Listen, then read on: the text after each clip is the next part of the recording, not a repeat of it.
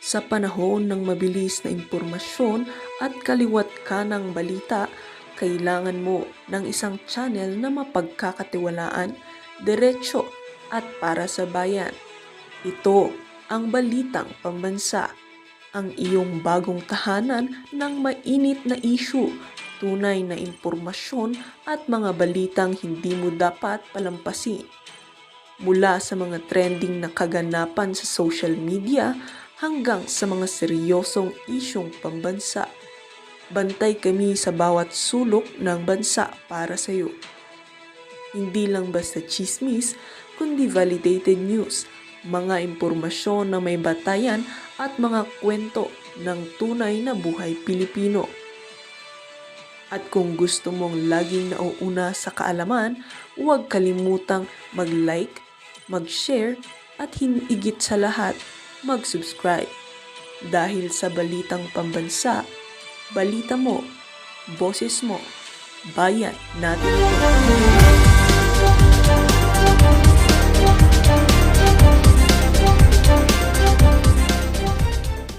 Correct me if I'm wrong.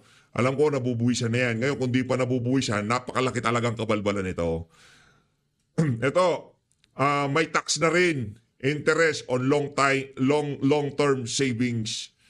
Now tax 20%. Napakalaking dagok ho niyan sa mga kababayan nating kaipunero ika nga. Kasi sa pagkakaalam natin sa pangungulekta ng buwis para ika nga karagdagang pondo para dun sa mga normal lang naman ng buwis. Hindi tayo pwedeng hindi mangolekta ng buwis. Didiretsuhin ko na ho kayo dyan. Iya ang gasolina, iya ang mga pagkain natin, yung mga noodles, o kung ano pa man yan. Pag kami binili kang serbisyo, kailangan ho talaga nating magbayad ng buwis. Dumaan ka sa isang karsada na nagbabayad ka ng toll, meron hong buwis yung mga yan. Lahat to, ng galaw natin dito sa bansa na to, binubuwisan. Pero normal yun. Bumili ka ng candy, may buwis yan. Bumili ka ng may buwis yan. Lahat yan may buwis. Bumili ka ng sardinas, may buwis yan. Kailangan ho yan ng pamahalaan para umandar. Saan tayo kukuha ng pampasweldo sa mga buhaya sa Pilipinas, di ba? Kailangan din natin pakakainin yung mga pamilya niyan. Kailangan natin ponduhan yung mga trip ng mga yan. Kailangan natin ponduhan yung mga flood control nila na hindi natin na makita. Kailangan ho nating magbayad ng buwis sa pamahalaan, okay? Kaso pagka yung isang bagay nabuwisan na at papatawan mo to ng buwis, papatawan mo to ng karagdagang buwis, pwede tayong mali dito. Lagi naman tayo nagkakamali dito sa PH update eh. Hindi naman hindi naman lagi kang tama dito. Pwede, ngayon pa nga na sinasabi ko na, baka mali ako dito. Pagkakaalam natin, ganito, yung mga bagay-bagay na pinapatawan nila ng karagdagang buwis, yun yung mga bagay na ayaw ng pamahalaan na i-take nyo. Halimbawa niyan, alak. Di ba merong syntax? O kaya pinatawan ng mataas na buwis ang alak para hindi kayo uminom ng alak. Di ba, makakasama sa kalusugan yan. At kung gusto nyo talagang magwalwal, kailangan nyo magbayad ng extra. Yun kumbaga pampigil sa mga mamimili kasi sakit ang kahihinatnan mo dyan eh. O ngayon, sigarilyo, isa pa yan. Pinatawan ng napakataas na buwis. Para saan? Para ika nga maging isang factor yon para mag-quit yung mga smoker. Tama, mali? Ngayon dito, kayo na hong tumapos sa sasabihin ko. Ano bang ibig sabihin ng pagpataw ng buwis dito sa long-term long-term savings na to? Para ba mapigilang mag-ipon ang ating pambira, oo. Yun ang pagkakaintindi natin. Kasi pagka yan, pinatawan mo. Yung buwis na normal, okay lang yun. Walang problema. Yung kailangan nyo ng revenue ng mga crocodile. Pampasahod natin. Pambayad sa mga kirida, sa mga kabit nila, di ba? Yung mga pambili ng kapritsyo nila sa pamahalan. Kailangan ho natin yun. Pangpondo sa mga pilmpes sa Beverly Hills. Kailangan ho natin yan. Kailangan ho natin ng buwis para maisakatuparan ng mga kabalbalan ng mga opisyal ng ating pamahalaan. Hindi ho natin sinasabing mali yan. Pero ang pagkakaalam natin, pagkakaintindi natin, yung mga bagay-bagay na pinapatawan ng karagdagang buwis, ika nga, yun yung mga bagay-bagay na pinipilit kayong ilayo ng Estado doon sa mga bagay na yun dahil hindi makakabuti sa pangangatawan nyo, sa kung ano man, finances nyo, di ba? Yung mga bagay na yun. Ngayon, ang tanong dito, Ang tanong dito, ano ho bang ini-aim ng administrasyon dito sa isa na to? Ayaw nyo na ho bang mag-ipon ng ating mga kababayan? Ayaw nyo na ho bang magkaroon ng time deposit? Kasi ikaw, di ba iniisip mo, okay, time deposit ako para ito kay ano? Kasi kung lalagay mo lang sa regular savings yan, hindi mag-earn ng ano yan, interest yan. Ika nga, matatalo ka pa sa inflation. Yung pera mo after 10 years o after 20 years, wala na yun. Kung 1,000,000 yun, siguro yung buying power nun, ngayong mga panahon na to, makakabili ka ng 1,000,000, makakabili ka siguro ng 1,000 square meter na lupa. Halimbawa, paglipas ng 10 years, yung 1,000,000 mo, baka 100 square meter na lang mabili mo. Ganun ho, matatalo yung pera mo. Kaya yung iba na ika nga mababa yung appetite nila sa risk, ika nga. Appetite talaga, siyempre, appetite di ba? Appetite, ayun. Mababa yung appetite nila sa ano sa risk. Lalagay nila yan sa time deposit para at least hindi bumababa ano lang merong interest na nakukuha ka. Hindi iba ayaw nilang pasok sa ganito, pasok sa ganyan kasi yung risk mataas. Hindi sila risk taker ika nga, di ba? O kayo ano masasabi niyo diyan? Hanggang doon lang ho tayo dito kay Ralph Recto. Ito talaga si Ralph po. Huwag niyo hong iboto yan kung sakaling tumakbo na senador sa susunod. Sintu-sintu ang utak niyan. hindi ko, hindi ko alam pero ako hindi ako believe diyan sa pinatawan ng additional 20%. Para sa anak ng toka. Ang tagal yung mga nag-iipon ho na yan ho talaga yung mga ika nga yung extra pera nila, gusto nila pagdating ng panahon, ito para sa anak ko to. Pati ba naman yung para sa anak nila sa susunod na generasyon o susunod na mga panahon pakikialaman pa ng pamahalaan? Di ba napakababoy ho? Hard-earned money yun. Kumbaga, nagsweldo ka. O, tinanggalan ka na ng ano dyan, ng BIR mo, SS, pag-ibig. Lahat yan, tinanggal na yan. Pagpasok mo sa bangko, naisipan mo, oy, time deposit ko. Tataksan ka ulit ng mga walang yung buwan. Hindi ba double taxation? Sa bagay, normal lang sa Pilipinas yan. Triple, double, quadruple tax. Okay yan, kung trip nyo yan, ang magagawa namin, mga bangag kayo. Ito na nga ang kwento.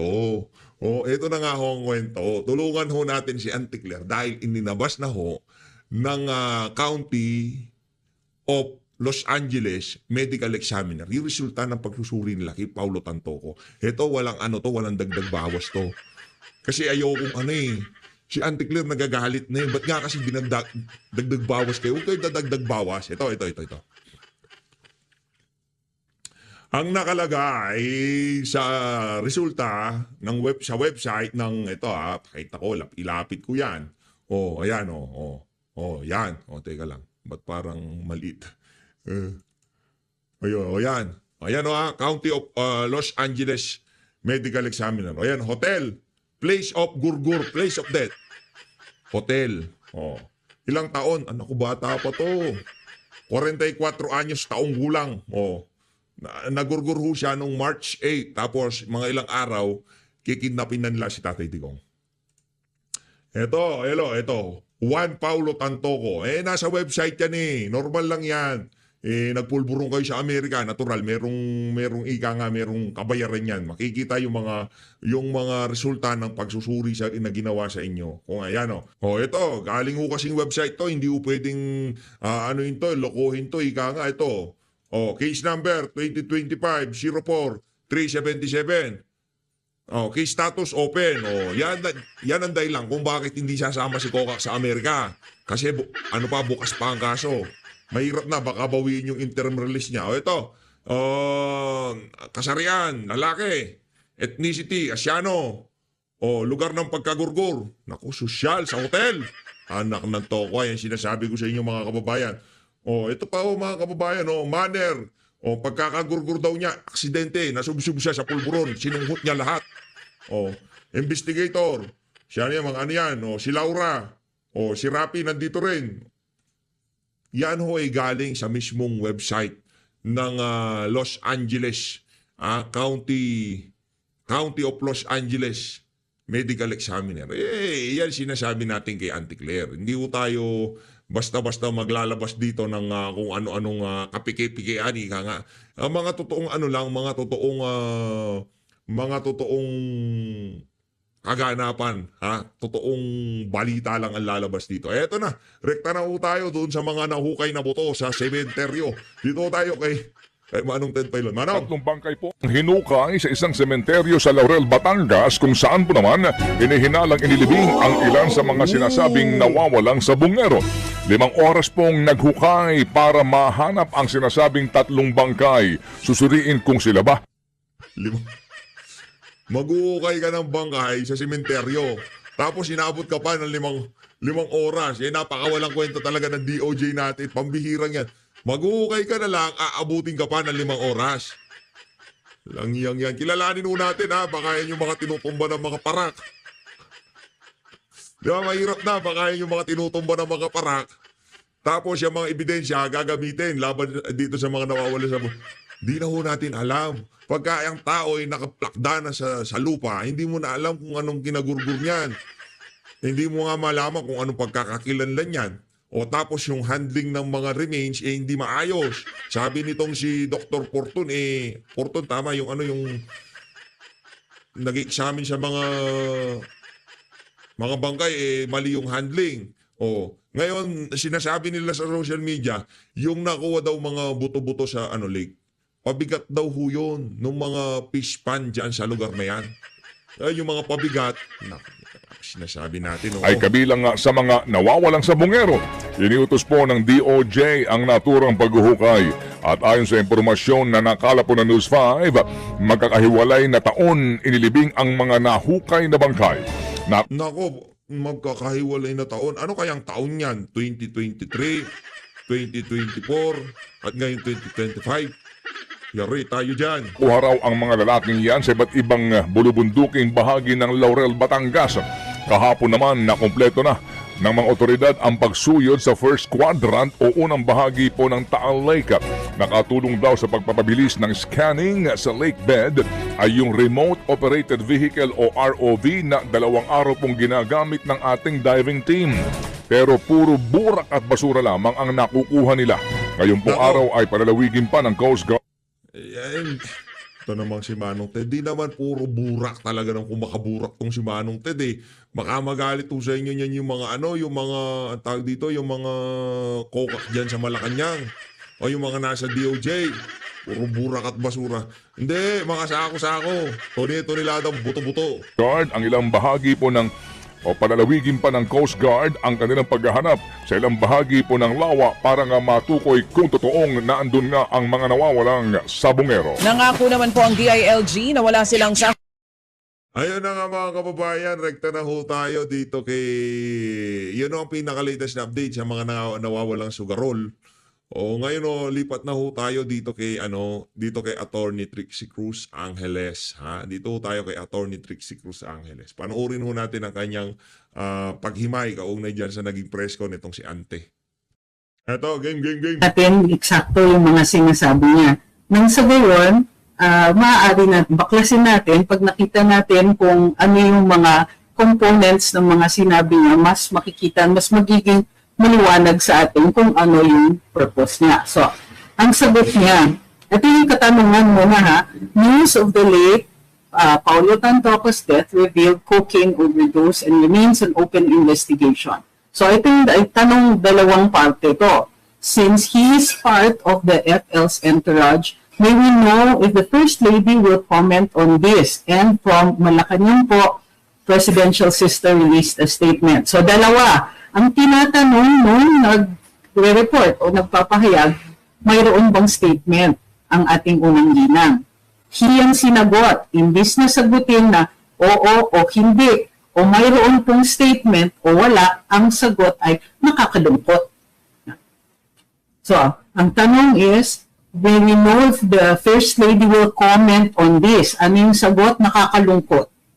Dahil yung mga pribadong tao na nagluluksa ay nadadamay sa pamumulitika, ginagamit ng mga obstructionist para masira ang unang ginang, ang Pangulo at ang admin na ito. Responsive ba ito? Sinagot ba niya yung tanong? Obviously, hindi. Hindi. Okay? Nakalagay pa, nakakahiya ang kanilang mga ginagawa. Unang-una si Mr. Paulo Tantoco ay hindi kasama sa official entourage ni FL na unang ginang, ni First Lady ng unang ginang. Nakakahiya dahil gumagawa daw ng peking police report. So next part na ito. So muli, ang ipo-point out natin, hindi niya sinagot yung unang bahagi ng katanungan, which is magkukomento ba si First Lady. Hindi niya sinagot. Nananawagan naman, dun sa second part, sabi, nananawagan si Senator Amy ng comprehensive report mula sa palasyo para matapos na ang spekulasyon. Sinagot ba ni Attorney Castro? Hindi rin. Titignan pa natin further yung kanyang kasagutan, ha?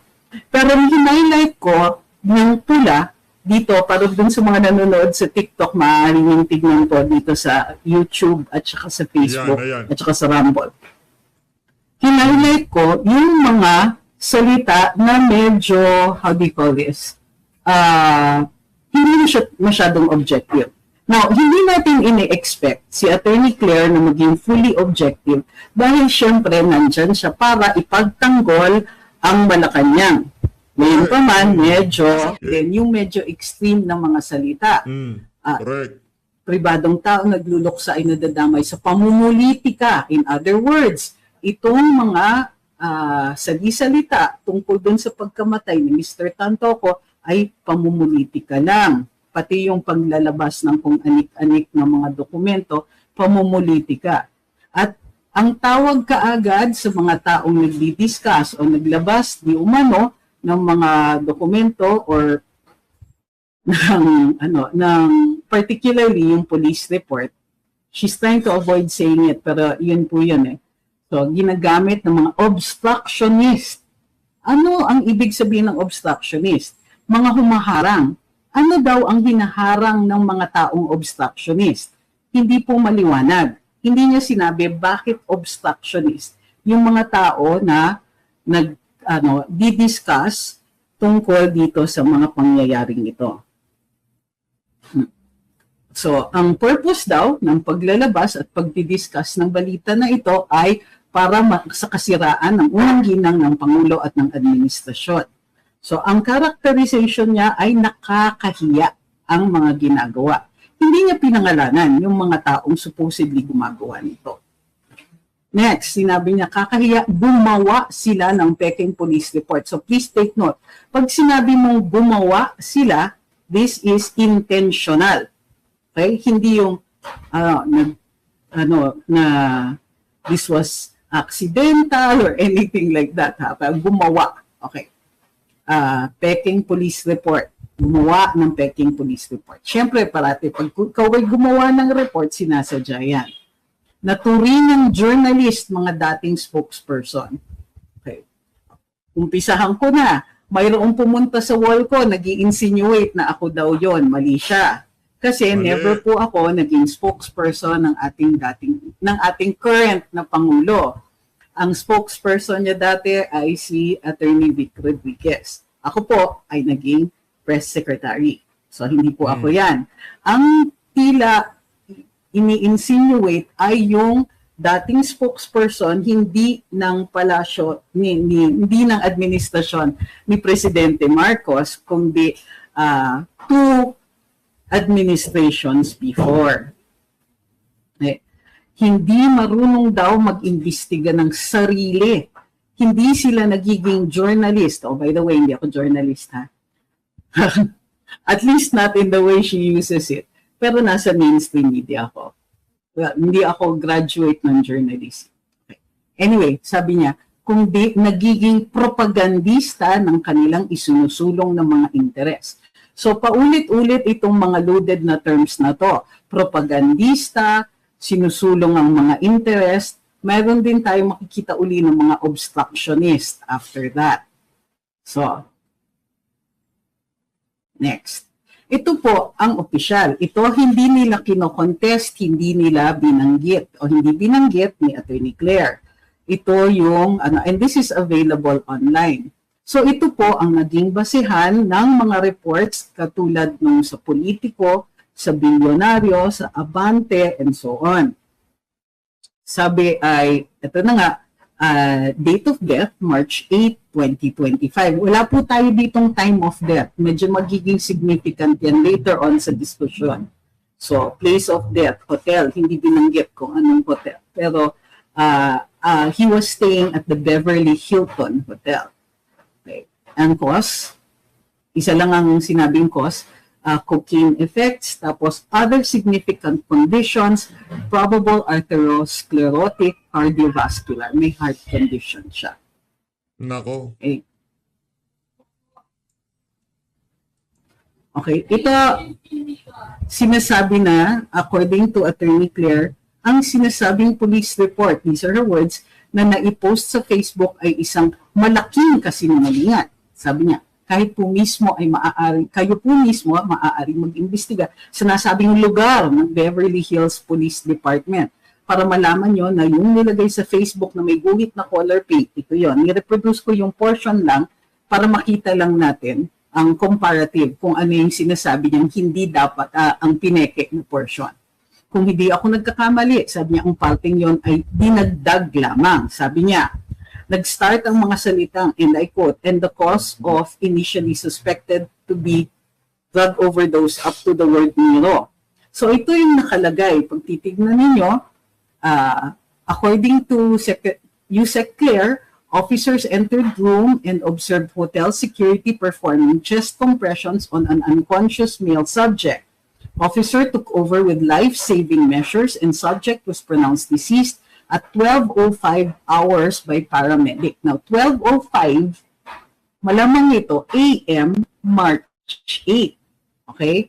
So, according to Yusek Claire, dito and the cause is initially suspected to be drug overdose. White powder suspected to be cocaine was seen scattered on tables and the floor. Companions of the victim were summoned to BHPD for questioning, which were Daina Arroyo Tantoco, Liza Araneta Marcos, and Alexa Miro. Itong buong portion na binanggit ko ay, according to Yusek Claire, dagdag. Yan po ay dagdag lamang. Sabi niya, ito ay gawain upang masira ang unang ginang, ang Pangulo at ang administrasyon na ito para sa pang-personal na interes. So, paulit-ulit yung part na yun ng pang-personal na interes. Hindi niya binanggit kung sino ang supposedly na meke nito at kung anong personal na interes yan. Ang sinasabi lang niya is this particular report na di umano'y nilabas ng isang journalist na dating spokesperson, sinasabi niya, and the cause, from suspected drug overdose at yung mga pangalan, yan daw po ay dagdag. Now, tignan natin. Ang sabi niya, tandaan po natin, ang unang ginang, nung siya ay nasa Los Angeles, ay mayroon po siyang security service na na-provide ng US at meron din siyang kasamang PSG. Yung security service ng foreign country, standard po yun with certain countries. Halimbawa, sa Singapore, standard po yun. Lalong-lalo na kung if it's an official or a state visit or working visit. Tapos bahagi kayo ng party ng head of state, binibigyan talaga kayo ng counterpart ng security service. So, meron siyang counterpart na security service. Meron din kasamang PSG according to Yusek Claire. Ano yung purpose? Bakit niya sinasabi ito? Parang ang sinasabi niya, ang inaalud niya dito is parati siyang may kasama at ang mga kasama niyang ito ay mga law enforcers or persons who would have responded to something, to a life-threatening situation or to an illicit or illegal act. Okay? Yung reasoning niya is, may mga kasama siyang ganito. Hindi niya magagawa ito dahil kasama niya itong mga ito. Yun ang reasoning. Now, I'm not saying we believe it or not, pero yan ang explanation. Ngayon, tignan natin. Ang sabi niya, merong activities, March 8, makikita sa monitor, ads monitor. Merong concierto. Hindi ko nalagay dito yung sa concert. Ito po, March 7 activities ito kasi ito yung Film Fest. However, sabi niya, paano daw, kasama din daw niya si Secretary Cristina Frasco. March 8, ginanap yung concert, kasama niya si Sec Frasco. At sabi ngayon ni Yusek Claire, paano masasabi ng mga obstructionist na ito, ng mga fake news peddlers na ito, ang patungkol sa mga nakita nilang mga tao doon sa vicinity? Kaya yun ay dinagdag lamang. Nandito naman po yan sa Facebook ng Unang Ginang. Okay, i-interrupt ko muna itong presentation na ito. Hindi, mamaya na. So, tandaan niyo po yan, sabi niya, March 8, may konsyerto, hanggang gabi daw yon. At kasama niya si Secretary Cristina Frasco. Okay, tapusin lang po natin itong Last question, Pia Gutierrez, CBS. yung last question. Ma'am, quick follow-up lang dun sa tanto ko. Are legal actions being contemplated, lalo na dun sa mga nagpakalat nitong fake na police report, especially that this concern the First Lady po? Pag-aaralan po yan. Mukhang napapanahon po, pero pag-aaralan po. Hindi po dapat manatiling ganito. Yun nga hindi ko nila basta-basta pwedeng kasuhan yung mga yan. Paano pagka biglang lumabas yung, diba, sa mga susunod na panahon, biglang nagkaroon ng, diba? Pag-aralan nyo muna ng pag-aralan. Na dahil isang journalist o isang parte ng media, nagsasabi ng kasinungalingan at maaaring paniwalaan ng mga kapwa natin Pilipino. So nakakalungkot po yun. At medyo nakakahiya. Okay. Klasin natin. Ang tanong ni Pia Gutierrez, may legal action ba that is being contemplated, lalo na doon sa mga nagpakalat ng mga fake na police report, especially since this concerns the First Lady? Sinagot naman ni Yusek Claire. So sabi niya, pag-aaralan po. Mukhang napapanahon, pero pag-aaralan. Ang lumabas sa ABS-CBN later on is that Malacanang contemplating legal action. Ayan, iba na. Pero dito, to be fair kay Attorney Claire, sinabi niya pag-aaralan. Although may sinabi din siya, hindi po dapat manatiling ganito na dahil isang journalist o isang parte ng media nagsasabi ng kasinungalingan, maaaring paniwalaan ng mga kapwa nating Pilipino. So nakakalungkot po yun at medyo nakakahiya. Okay, take note, sinasabi niya journalist, hindi niya sinabi social media, paulit-ulit isang journalist daw ang naglabas nito. Okay? Sige, doon naman tayo ulit sa isa pa.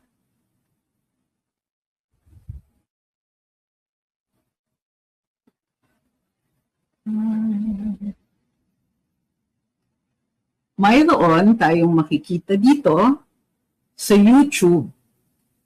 Ang date nito ay March 8, 2025 at 7 p.m.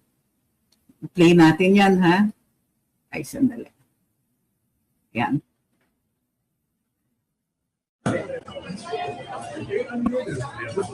Ayan, oh.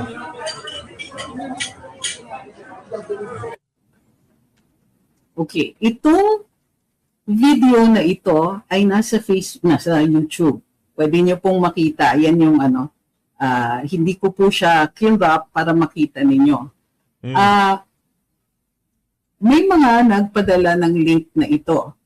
Now, just because we are putting it here doesn't mean we are certifying na totoo ito, na Yan. tama ito, na tama yung oras at araw na ito. Gayunpaman, on the face of it, March 8, 2025. On the day na sinasabi nila that the First Lady ay may inattendan na konsyerto. Ito Parang di naman totoo yan. Ayan si Lisa, oh. Nandyan siya, kumakain, katabi niya si Tantoko. ay Yare. 7 p.m. Sino ang katabi niya? Ang katabi niya is the deceased. Okay.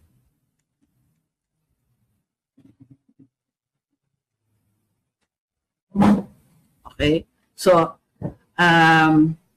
hindi na, pag tinignan ninyo yung previous presentation niya, masasabi ba natin na before or after ito nung concert or yung konsyerto? Sabihin na natin na buong gabi yun, according to the police report na hindi pinabulaanan, ha? Yung portion ng police report na hindi dinideny ni Yusek Claire indicates time of death at 12:05, March 8, 12:05. madaling araw. This Madaling is 7 p.m. Nako! Yari dito si Auntie Claire. I rest my case. Okay? Ng March 8. So, ano yun? Parang madaling araw ng March 8, yung ano, parang maliing ano na to. So, meron tayong konting discrepancy dito. Gayunpaman, maliwanag, if this is March 8, at ano, ang time of death might have been noon at 12:05, then ito 7 p.m. ito. Kung AM naman yung 12:05, is 7 p.m. pa rin ito. So, maybe may issue tayo dyan. Gayon pa man, this is the date of the concert, March 8. So, meron pa, something is not adding up. So, yan yung ano natin ngayon, ngayong araw na ito.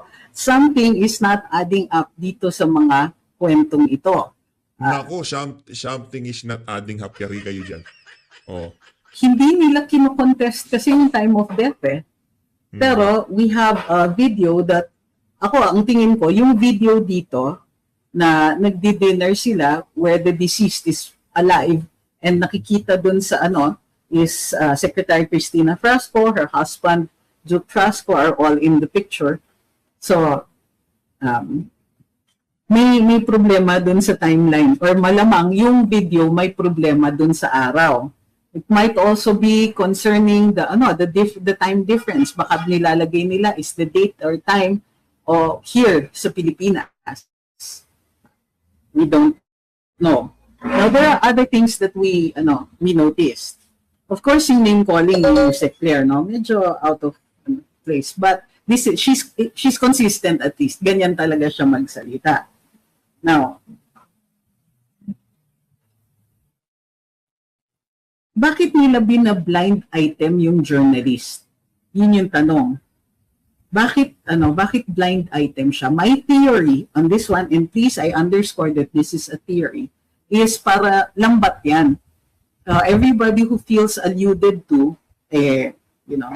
titigil. Okay. Another, this is supposed to be, what is the nature of the visit of the First Lady? Official? Hindi yan. If it was an official visit, her immunity is only extended if kasama niya ang head of state. On her own, kahit bigyan siya ng kaakibat na security dyan sa US, it doesn't necessarily mean na may official, na this visit is official as far as the US is concerned. As far as the US is concerned, this is personal. Bakit? Official versus personal will determine whether or not may immunity ang unang-una. Next.